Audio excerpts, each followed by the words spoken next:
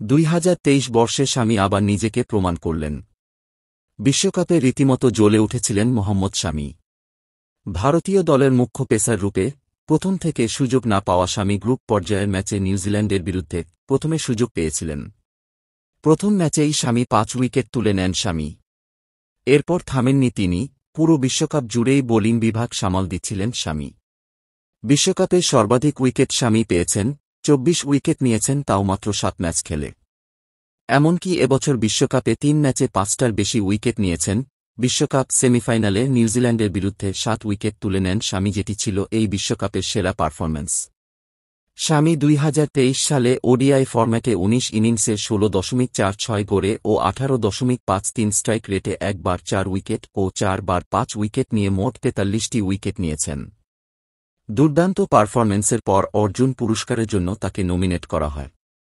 অর্জুন হাতে পেয়ে শামি বেশ আপ্লুত। মন্তব্য করে তিনি বলেন, দেশের প্রতিটি ছেলে মেয়ে ভারতীয় দলে খেলার স্বপ্ন দেখে। আমিও তাদের থেকে আলাদা নই। তবে অনেক ক্রীড়াবিদ চেষ্টা করেও অর্জুন পুরস্কার হাতে পায় না।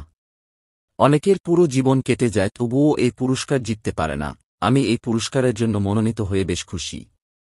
আমি পুরস্কার পেয়ে খুবই সম্মানিত, শামি মন্তব্য করে আবার বলেন, এই মুহূর্তটি ব্যাখ্যা করা খুবই কঠিন।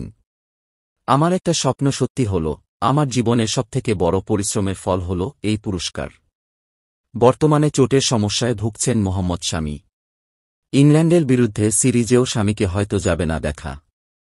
এ বিষয়ে মন্তব্য করে শামি বলেছেন যে, ইনজুরি খেলার একটি অংশ, চোট সারিয়ে উঠতে সময় লাগবে। আমি অনেক ভক্তের ভালোবাসা পেয়েছি। যত তাড়াতাড়ি সম্ভব মাঠে ফিরতে হবে। এটা নিজের জন্য ও দলের জন্য ফেরার প্রয়োজন। দর্শক, এখন এই পর্যন্ত।